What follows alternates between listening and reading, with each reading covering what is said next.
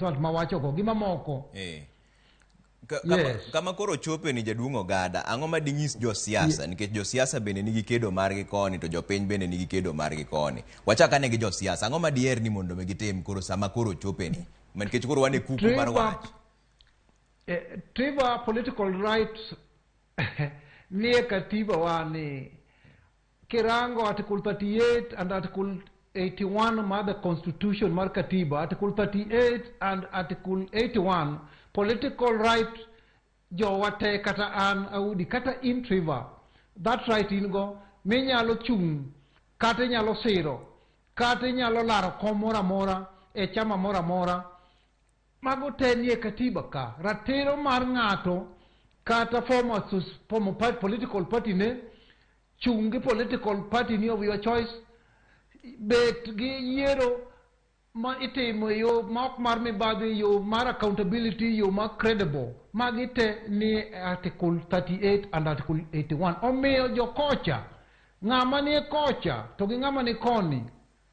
jogi duto nigi political right gi to political right magin go ni te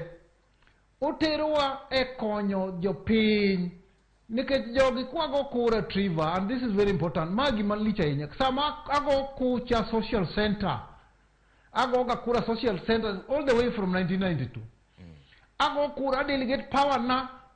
ne MCA a delegate power na mjumbe a delegate power na ne women rep nyaka ne the head of state the president and gi right na go te to gin right mo delegate ne gi mwanyalo kaw under chapter 1 article 1 of the constitution wanyalo kaw gi watiyo kodgi omiyo an gadier ni Kenya mang'eyo madakie ni mantie ni jatunu ineno ka ratiro mar jofwambo article 33 mar the constitution nitie miyowa freedom mar wuoyo article 34 mar the constitution miyowa ratiro miyo media ratiro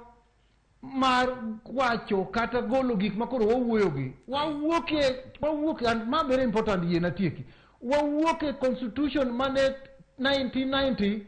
mane en KBC kende emane lando gimore Kenya ka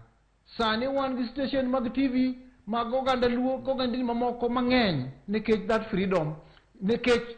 ng'anyo mane wang'anyo gi kedo mane wakedo go ma freedom no biro emomiyo sani kata polise sani moko masquerade kaka media nyochi neno ka police lokre ja media oketo kamera to tiyogo mago gin gik ma chik okoyie to waneno gi odiochieng' kodiochieng' mang'iso ne sirikal duoko wa kuma ne waaye. Awinji maler kiana wuoyo weche ng'eny mwanyalo wacho noganda awinji maler ahinya ka koro itieko to ok wanyal dok kucha kuma ne ndalo cha news Trevor news ne en Leonard Motela gamisi temo kende malade Kenya ka sani wan gi Leonard Motela di kata mane thaluoka gi ng'eny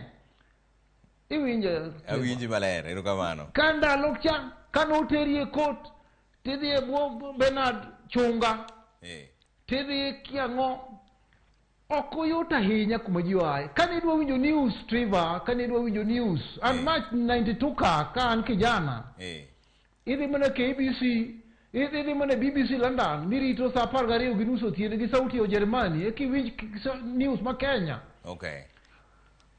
wanyal dok kuma koro Kenya dwa dokie ni president ma wan go ni Trevor dhoge ber dhoge wer en smart en ng'ama smart ahinya but wang'eyo ni ndalo ma wan wafomo gi miluongo ni operation Moi out miluongo ni Omo to wan gi kamiluongo ni Baghdad gin bende ne gifomo YK 92 gi jirongo ka jakomgi ne gikedo ne sirikal kucha to wakedo ne jowakoni to ne bura nologi nikech gik mane wakedo negi ne waloko te nyaka sani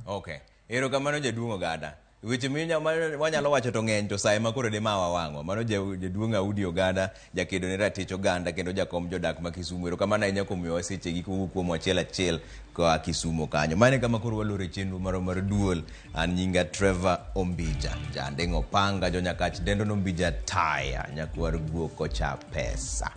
Rubati